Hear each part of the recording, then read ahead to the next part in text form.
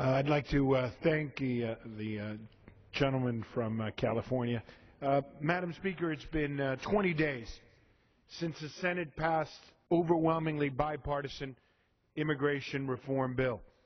In the House Judiciary Committee, we've considered four controversial bills, none of which address the 11 million people that are already here.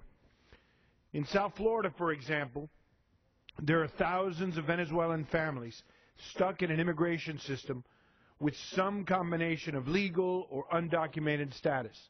They came to this country fleeing Chavismo and have since purchased homes, started businesses, and invested millions in our community.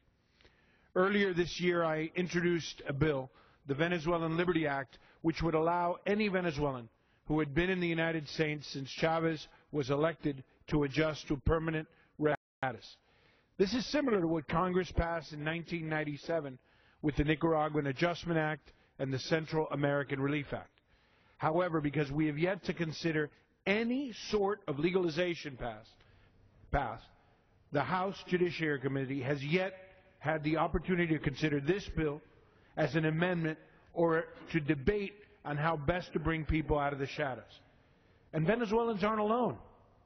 The Haitians, the Africans, the Central Americans on TPS, the young people who are covered under DACA continue to live their lives in immigration limbo while the House has yet to act.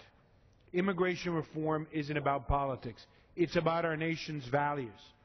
It's about our economy. It's about our future. The recent White House report and last month's CBO report confirmed what my constituents in South Florida already know.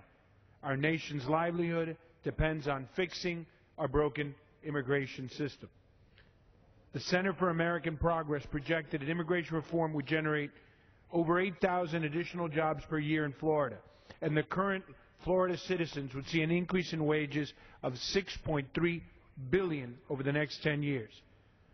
We may not agree on everything, but we cannot afford to wait any longer. Passing immigration reform will spur innovation, lower our deficit, and raise wages for all workers.